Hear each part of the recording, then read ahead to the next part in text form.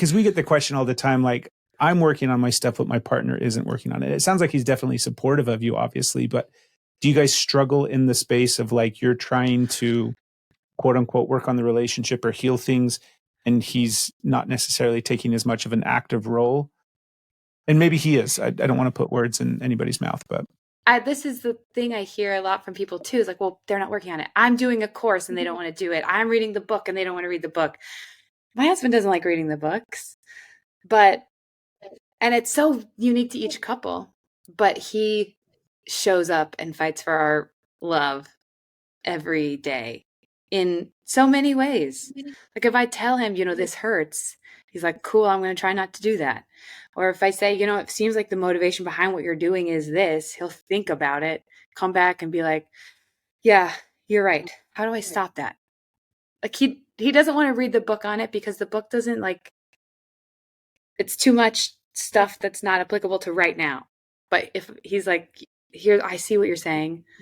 I was thinking about this too.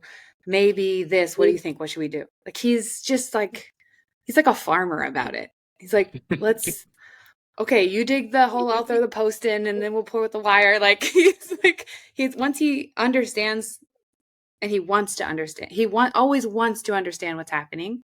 And once he understands what's happening, he wants to find a solution. He wants to seek understanding. I mean, this man went from being absolutely terrified every time I had any emotion beyond happy to now saying, babe, it's okay that you're not happy right now.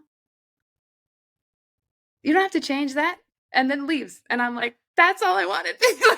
We're good. We're like, he's like, went from this hyper codependent guy who had lots of anxiety to not really being that, just being really compassionate. It's like so cool to watch him change and watch me change because of him. And like the way he sees things is so different than me. So I think if your barometer for how much your partner is working on it is, are they doing the same things as me?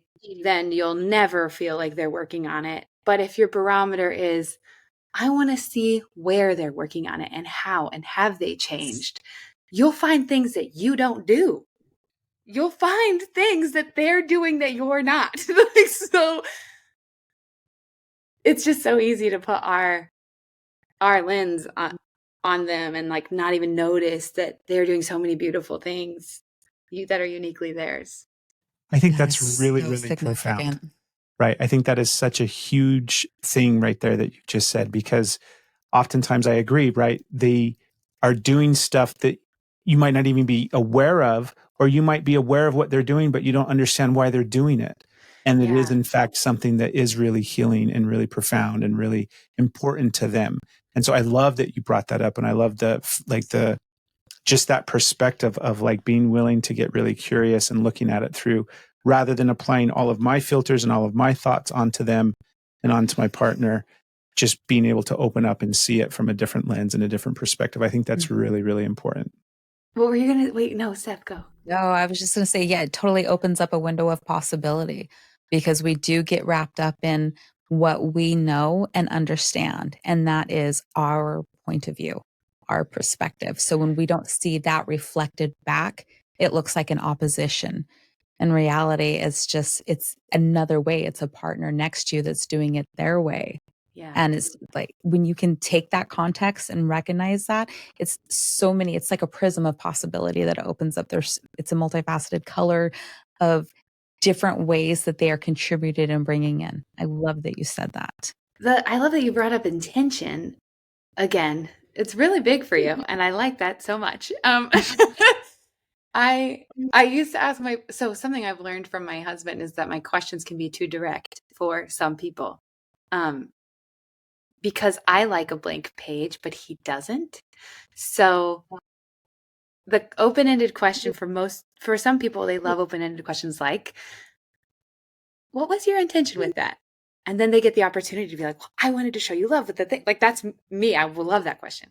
My husband feels like it's a quiz and he has to put words to actions and thoughts. And he's like, crap. I don't know. It's because I love you and I want just like total breakdown. So now I often, when he's doing something and I don't know the intention, I say, wait, are you doing that because you knew the dogs needed to go out and you thought that would make my life a lot easier if you did that? Like I assume an intention, which all the gurus tell you not to do. But I say that and I go, or is it something else? And that's like, he's like, yeah, you got it. Or tells me the something else. I'm saying that because I wish I had somebody tell me, like, this is a good way to ask this question. So if you want to ask your partner, hey, what is your intention? But that comes off as an attack to them. For him, I have to ask, was your intention fill in the blank? Or was it something else? And then I learned so much about how he thinks about things and me and our relationship and all that. Was your intention this, or was it something else? Yeah, I love that too. Yes.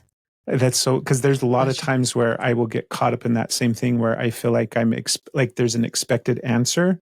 Yeah. And if I'll search for like what, and it's definitely like my own shit of codependency and trying to regulate things based off of, you know, what Stephanie's feeling. But that idea of getting asked a question that is open-ended in a sense, and then trying to seek and find the answer that they're actually wanting instead of giving the answer of what it really is. It doesn't feel safe to do that. So I love that idea of offering up something first and foremost. And then the end thing of like, or was it something else? That's important too. So I like that you brought that up as well. We were meant to be. We were meant to be. We were meant to be.